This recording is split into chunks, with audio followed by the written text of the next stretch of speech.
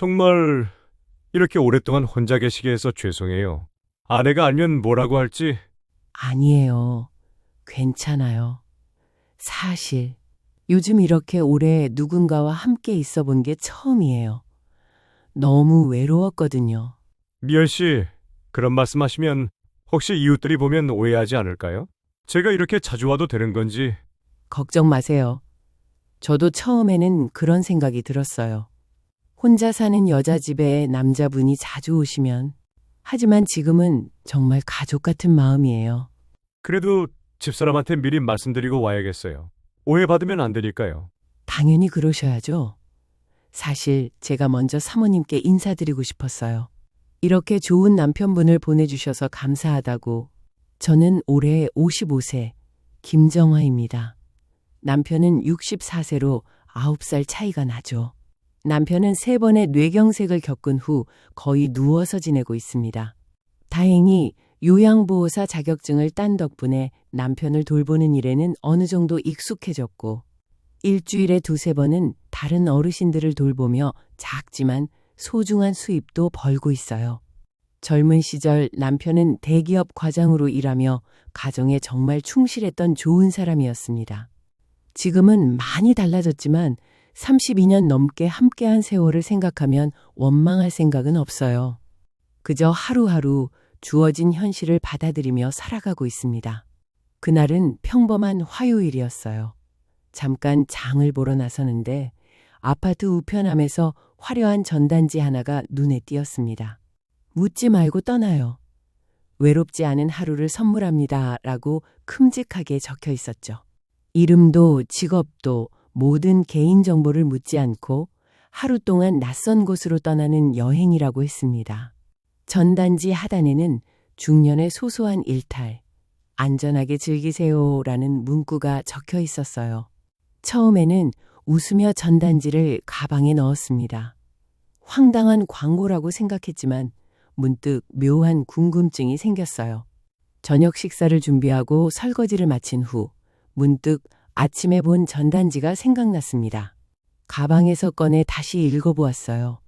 묻지마 관광.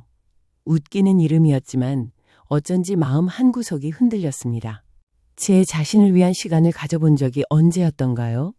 결혼 후 아내로, 어머니로, 이제는 간병인으로 살아오면서 김정화라는 한 사람으로서의 저를 잊고 살았던 것 같았어요. 항상 누군가를 위해 누군가의 필요에 맞춰 살아왔던 것 같습니다. 다음 날 용기를 내어 전단지에 적힌 번호로 전화를 걸었습니다. 상냥한 여성의 목소리가 전화기 너머로 들려왔어요. 안녕하세요.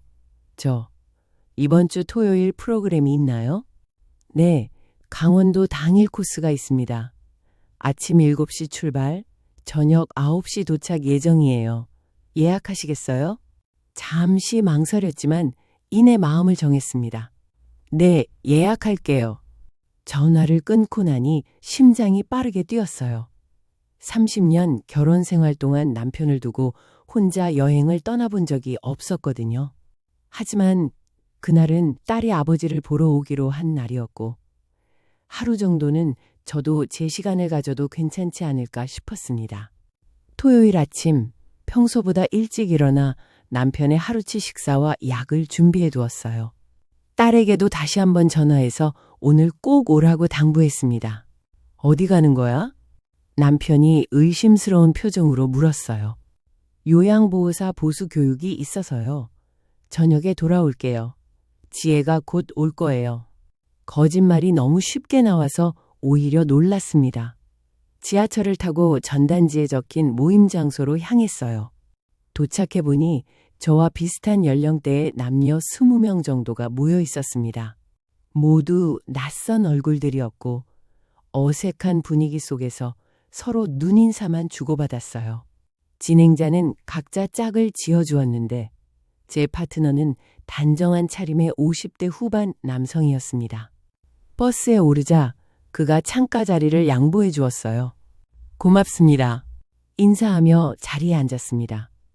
처음에는 서로 말없이 창밖만 바라보았지만 버스가 도심을 벗어나 고속도로에 접어들자 조금씩 대화가 시작되었어요. 이런 여행은 처음인가 봐요. 긴장한 것 같네요. 그가 부드러운 목소리로 물었습니다. 네, 티가 많이 나나요? 쑥스럽게 웃었어요.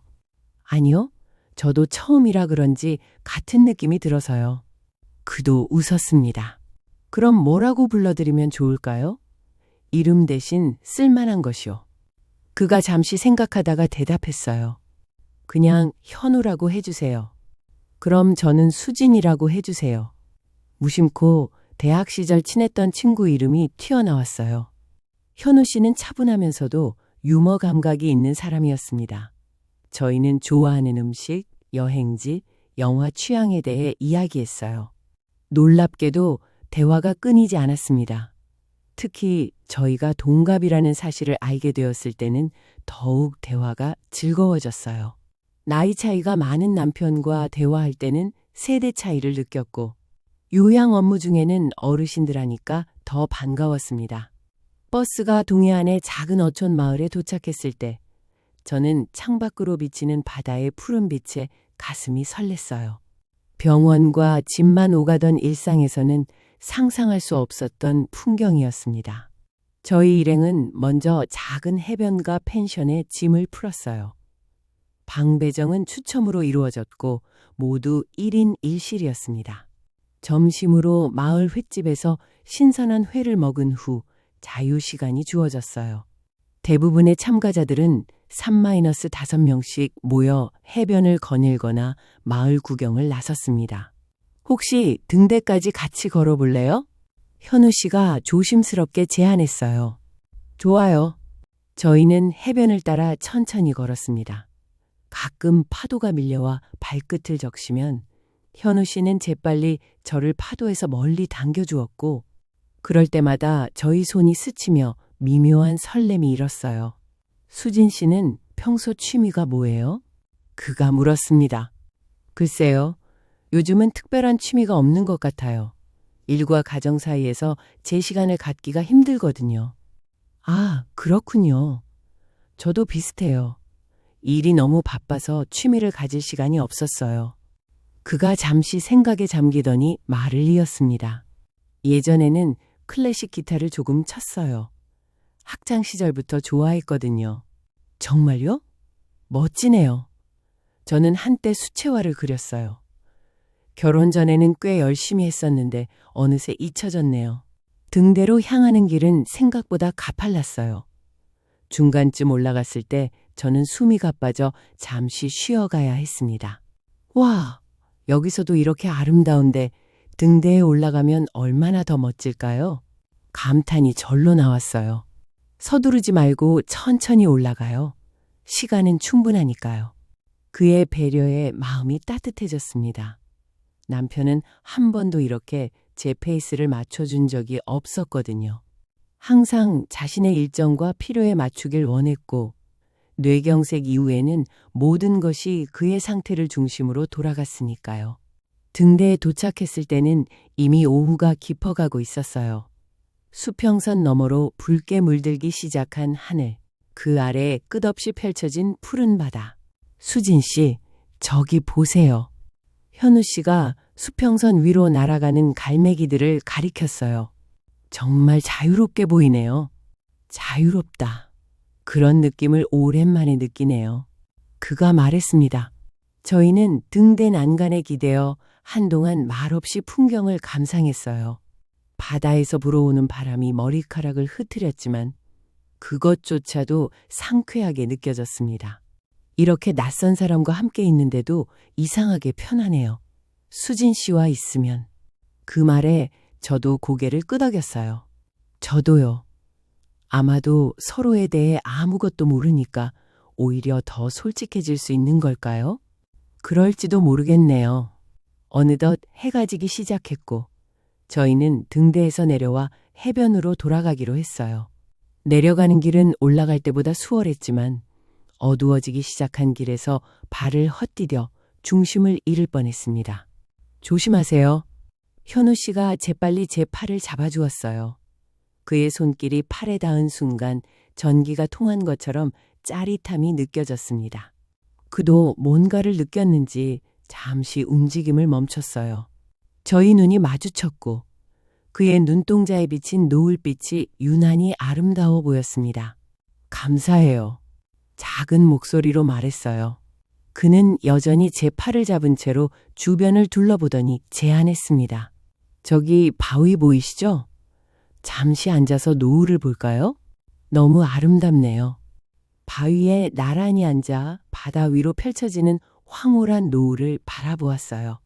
하늘은 붉은색, 주황색, 보라색이 뒤섞인 팔레트 같았고 그 색들이 바다 위에 물들어 마치 꿈 같은 풍경을 만들어냈습니다. 이런 걸 함께 볼 사람이 있다는 게 행복한 일이네요. 현우 씨가 조용히 말했어요. 그러게요.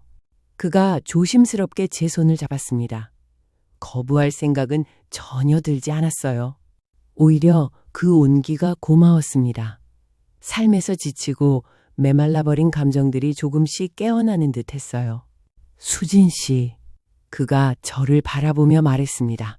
오늘 이렇게 만난 건 우연일까요? 아니면 운명일까요? 글쎄요. 어쩌면 둘 다일지도 모르겠네요. 우연히 시작된 운명. 그의 눈빛이 깊어졌고 저도 모르게 그쪽으로 몸이 기울었어요. 그리고 그 순간 바다 위로 떨어지는 노을빛 아래 저희 입술이 부드럽게 닿았습니다. 짧지만 강렬한 키스였어요. 떨어져 나오자 얼굴이 화끈거렸습니다. 30년 결혼 생활 동안 남편 외에 다른 남자에게 이런 감정을 느껴본 적이 없었거든요. 미안해요. 그가 당황한 듯 말했어요. 너무 갑작스러웠죠? 아니에요. 괜찮아요. 심장이 빠르게 뛰는 것을 느끼며 대답했습니다. 그렇게 노을이 완전히 질 때까지 저희는 바위에 앉아 대화하고 웃고 때로는 침묵 속에서 서로의 존재를 느꼈어요. 별들이 하나 둘 나타나기 시작했고 바다는 이제 어둠 속에 묻혀 파도 소리만 들려왔습니다. 슬슬 돌아가야 할 것 같아요. 저녁 식사 시간이 다 되어가네요. 현우 씨가 시계를 확인하며 말했어요. 함께 펜션으로 돌아가는 길. 그는 자연스럽게 제 손을 잡았고 저는 그 온기를 거부하지 않았습니다. 마치 오래된 연인처럼 편안하게 손을 맞잡고 걸었어요. 펜션에 도착했을 때 다른 참가자들은 저녁 식사를 위해 바비큐 장소에 모여 있었습니다. 저희도 합류했지만 어쩐지 다른 사람들과 섞이기보다는 둘만의 시간을 더 갖고 싶다는 생각이 들었어요. 혹시 저녁 먹고 나서 산책 한 번 더 할까요? 제가 조심스럽게 제안했습니다. 현우 씨의 눈이 반짝였어요. 저녁 식사를 마치고 대부분의 참가자들이 펜션 노래방으로 향할 때 저희는 살짝 빠져나와 다시 해변으로 향했어요. 수진 씨, 현우 씨가 갑자기 진지한 목소리로 불렀습니다. 오늘 이렇게 만나게 돼서 정말 행복해요. 저도요. 진심을 담아 대답했어요. 저는 지금 혼자예요. 그가 조용히 고백했습니다. 3년 전에 아내가 교통사고로 떠났어요. 잠시 놀랐지만 이내 그의 손을 꼭 잡아주었어요. 많이 힘드셨겠네요. 네, 그래서 이 여행에 온 것도 누군가와 함께 있고 싶어서였던 것 같아요. 외로움을 잠시나마 잊고 싶어서. 그는 저를 바라보며 손으로 제 얼굴을 부드럽게 쓰다듬었어요. 오늘 하루만큼은 모든 걱정, 모든 현실을 잊고 싶어요. 수진 씨와 함께. 그 말에 가슴이 뛰었습니다. 저도 똑같은 마음이었거든요. 오늘만큼은 요양보호사도 간병인도 아내도 아닌 그저 저로 존재하고 싶었어요. 저도 그래요. 솔직하게 답했습니다.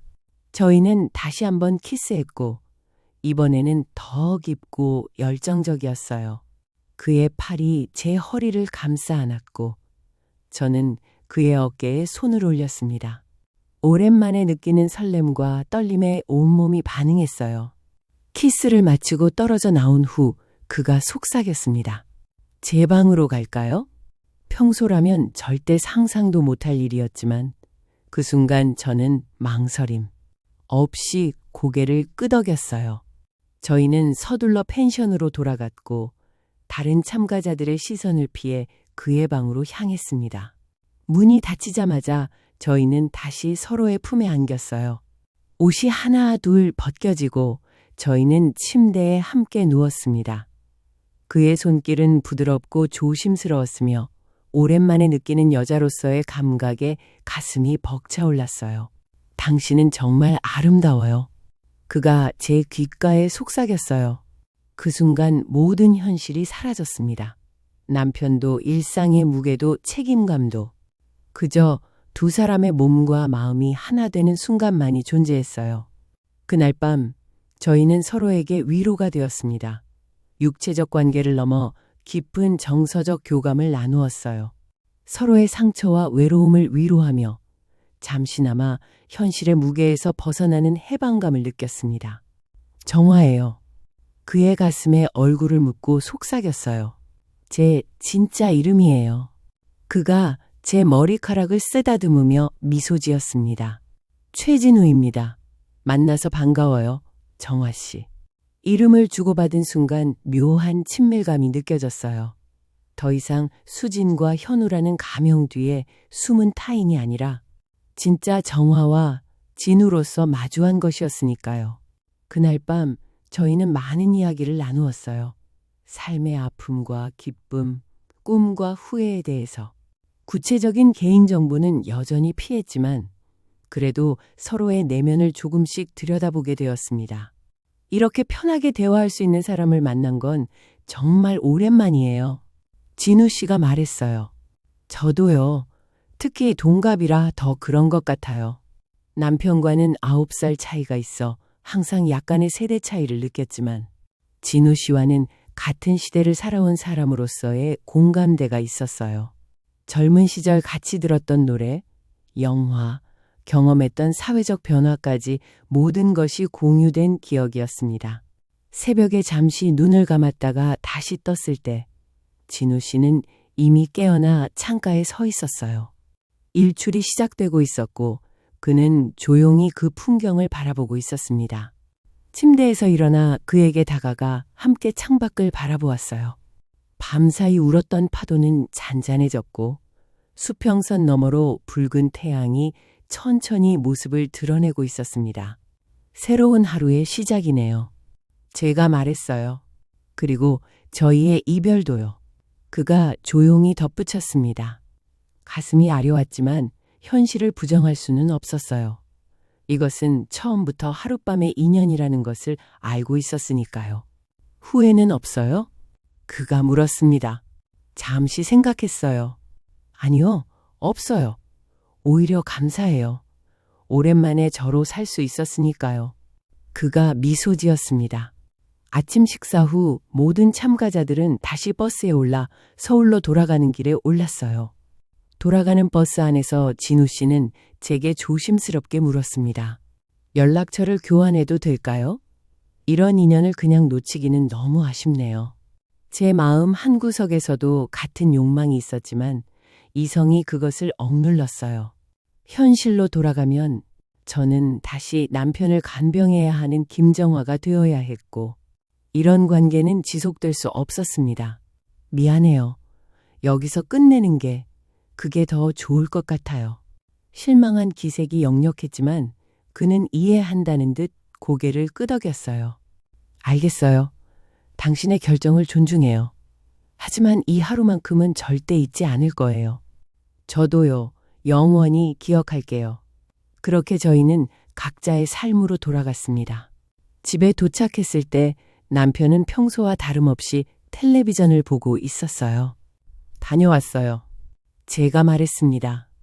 응, 교육은 어땠어? 남편이 무심하게 물었어요. 많이 배우고 왔어요. 거짓말이 너무나 쉽게 나왔습니다. 일상으로 돌아왔지만 제 마음속에는 작은 불꽃이 피어올랐어요. 그날의 기억, 진우 씨의 따뜻한 손길, 바다의 파도 소리, 모든 것이 꿈만 같았지만 한편으로는 제게 새로운 활력을 주었습니다. 다시 남편을 간병하고 요양보호사 일을 하는 일상 속에서도 가끔씩 떠오르는 그날의 기억은 제게 작은 위안이 되었어요. 그렇게 6개월이 흘렀습니다. 그날은 평범한 화요일 아침이었어요. 아침 식사 준비를 하고 있는데 갑자기 거실에서 둔탁한 소리가 들렸습니다. 여보! 허둥지둥 거실로 달려가 보니 남편이 소파 옆에 쓰러져 있었어요. 남편은 대답이 없었고 얼굴은 파랗게 변해 있었습니다. 심장이 멎는 것 같았지만 요양보호사 교육에서 배운 대로 침착하게 행동했어요. 즉시 119에 전화를 걸었고 구급대원들이 도착할 때까지 남편의 상태를 확인했습니다. 구급차가 바로 왔고 남편을 태워서 병원으로 향했어요. 32년 동안 함께한 사람이 눈앞에서 이렇게 힘없이 누워있는 모습을 보니 마음이 무너졌습니다. 그동안의 모든 갈등과 불만은 순식간에 사라지고 그저 남편이 무사히 깨어나기만을 바랐어요. 응급실에 도착해서도 상황은 급박하게 돌아갔습니다. 의사들이 남편 주변으로 모여들었고 저는 대기실로 안내받았어요. 한참을 초조하게 기다리고 있을 때 간호사가 다가왔습니다. 보호자분, 수술 동의서를 작성해 주셔야 합니다. 심장 혈관이 막혀서 긴급 수술이 필요해요. 수술 동의서를 받고 있는데 한 의사가 서류를 들고 다가왔어요. 보호자 되십니까? 제가 담당 심장 전문 말을 멈춘 의사의 얼굴을 올려다보니 숨이 멎는 것 같았습니다. 최진우. 6개월 전 묻지마 관광에서 만났던 바로 그 사람이었어요. 그도 저를 알아보았는지 잠시 눈을 크게 뜨고 저를 바라보았습니다. 하지만 그는 곧 전문가다운 태도로 돌아왔어요. 최진우 교수입니다. 환자분이 심근경색으로 관상동맥이 막혀서 긴급 수술이 필요합니다. 동의서에 서명해 주시면 바로 수술을 시작하겠습니다. 손이 떨렸지만 남편의 생명이 위급한 상황에서 개인적인 감정은 중요하지 않았어요. 서둘러 서명했습니다. 진우 씨는 더 이상의 눈맞춤 없이 수술실로 향했어요. 저는 다리에 힘이 풀려 벤치에 주저앉았습니다. 이런 상황이 믿기지 않았어요. 하필 남편의 담당 의사가 제가 바람을 피웠던 그 사람이라니. 운명의 장난이 아닐 수 없었습니다. 무거운 죄책감이 밀려왔어요. 그날 밤의 일탈이 이렇게 현실로 돌아올 줄은 상상도 못했습니다. 남편이 병원 침대에 누워있는 동안 저는 다른 남자와 하룻밤을 보냈다는 사실이 마음을 무겁게 눌렀어요. 1시간 반 정도 지났을 때 진우 씨가 수술복 차림으로 대기실에 나타났습니다. 수술은 성공적으로 끝났습니다. 막힌 혈관을 뚫었고 혈류가 정상적으로 회복되었어요.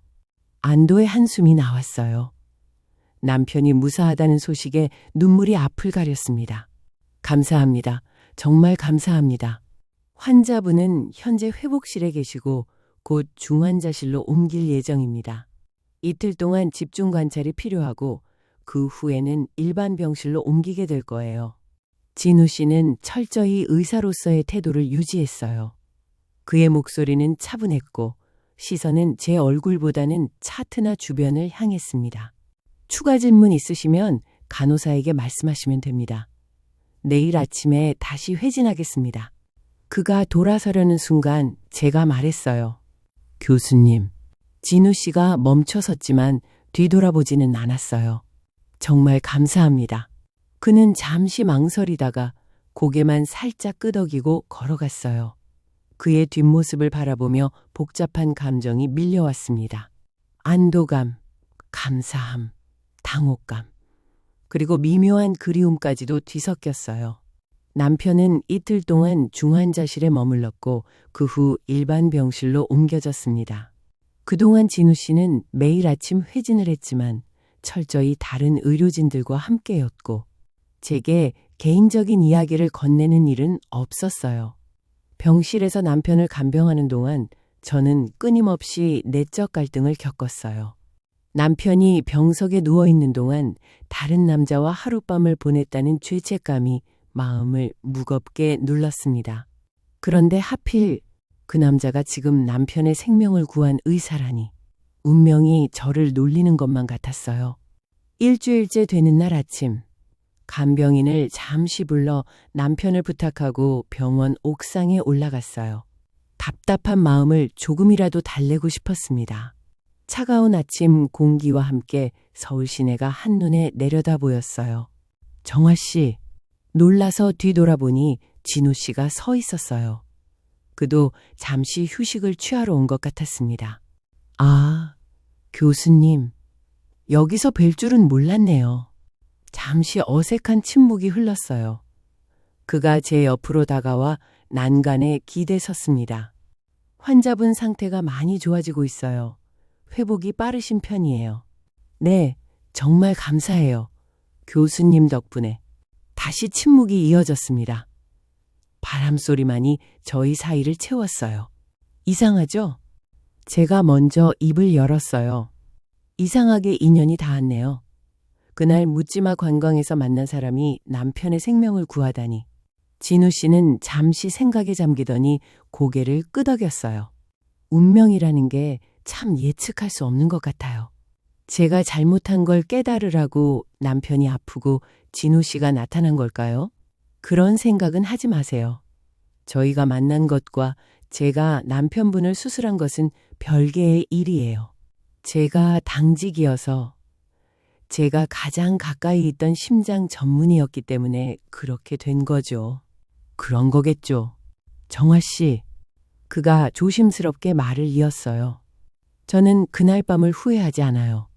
하지만 지금은 제가 환자분의 담당 의사이고 당신은 환자의 아내이시니까요. 알아요. 저도 그날은 그날로 두려고 해요. 환자분이 완전히 회복되시면 정기검진만 받으시면 돼요. 그때는 다른 의사를 배정해 드릴 수도 있고요. 아니요, 괜찮아요. 제가 고개를 저었어요. 교수님은 그저 남편의 담당 의사일 뿐이에요. 저희는 그냥 그날의 기억만 간직하면 될 것 같아요. 그가 고개를 끄덕이며 제 눈을 바라봤어요. 그 눈빛 속에는 이해와 존중이 담겨 있었습니다. 환자분, 내일 퇴원하실 거예요. 오늘 상태를 보고 결정하겠지만 빠르면 내일 정도. 네, 감사합니다. 사흘 후 남편은 예상보다 빠르게 회복하여 퇴원할 수 있게 되었어요. 진우 씨는 퇴원 당일 아침에 마지막 회진을 했고 퇴원 후 관리 방법과 다음 진료 일정에 대해 자세히 설명해 주었습니다.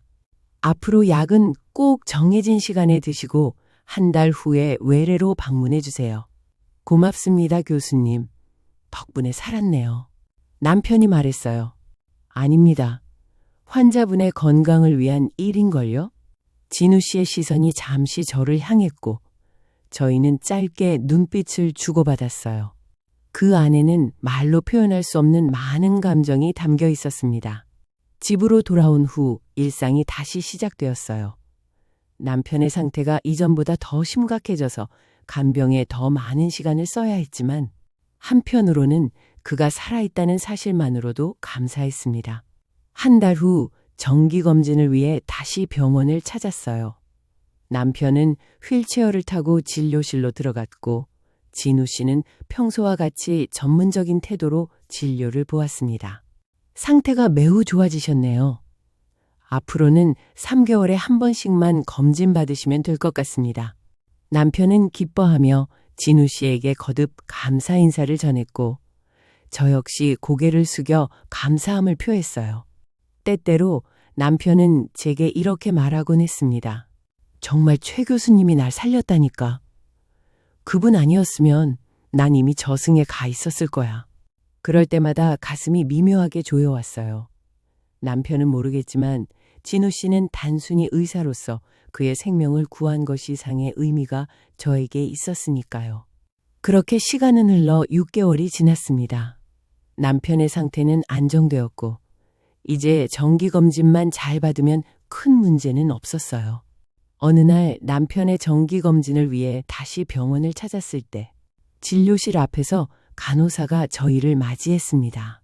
오늘은 박 교수님께서 진료 보실 거예요. 최 교수님께서 해외 연수를 가셔서요. 놀라움과 함께 미묘한 실망감이 찾아왔어요.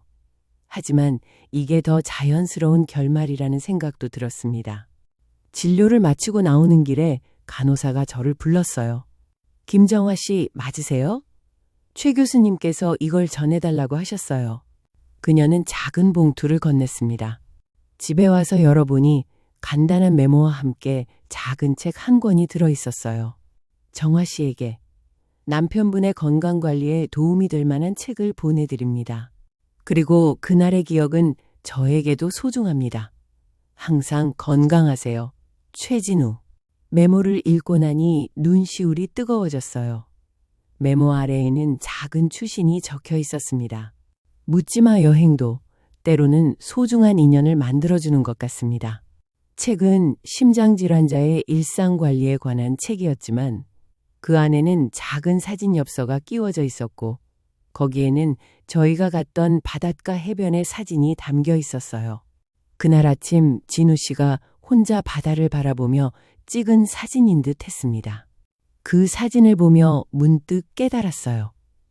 저희의 만남은 비록 짧았지만 그 인연이 남편의 생명을 구했고 어쩌면 저에게도 작은 위안을 주었다는 것을. 비록 저희는 각자의 길을 가게 되었지만 그날의 기억은 영원히 마음 한구석에 남아있을 거예요. 어쩌면 인생은 정말 묻지 않고 떠나는 여행인지도 모릅니다. 목적지를 모른 채 시작하지만 그 여정에서 만나는 사람들과 경험이 저희를 예상치 못한 곳으로 이끌어가는, 그리고 그 모든 순간이 의미 있게 연결되어 있다는 걸 깨닫게 해주는 여행인 것 같아요. 그날의 일탈은 잘못된 것이었을지도 모릅니다. 하지만 그 인연이 결국 남편의 생명을 구하는 일로 이어졌다는 사실을 생각하면 모든 만남에는 저희가 알 수 없는 의미가 있는 것 같아요. 지금도 가끔 그 바닷가를 생각해 봅니다. 진우 씨와 함께 바라봤던 노을, 그때 느꼈던 자유로움과 설렘, 그리고 그 모든 것이 지금의 현실과 어떻게 연결되어 있는지 말이에요. 인생은 참 예측할 수 없는 것 같습니다. 작은 선택 하나가 전혀 예상하지 못한 결과를 가져오기도 하고 잘못이라고 생각했던 일이 나중에는 은혜가 되기도 하니까요. 저는 여전히 남편을 간병하며 요양보호사 일을 하고 있어요. 일상은 예전과 크게 다르지 않지만 마음 한편에는 그날의 기억이 작은 위안이 되어주고 있습니다. 그리고 무엇보다 남편이 건강하게 살아있다는 것에 매일 감사하며 살고 있어요. 혹시 이 이야기를 듣고 계신 분들 중에도 인생의 무게에 지쳐 잠시라도 일탈을 꿈꾸는 분이 계실까요? 아니면 예상치 못한 인연으로 혼란스러워하는 분이 있을까요? 저는 이제 알 것 같아요. 모든 만남에는 의미가 있고 모든 선택에는 결과가 따르지만 그 모든 것이 결국 저희를 더 나은 곳으로 이끌어간다는 것을. 인생이란 정말 묻지마 여행과 같은 것 같습니다.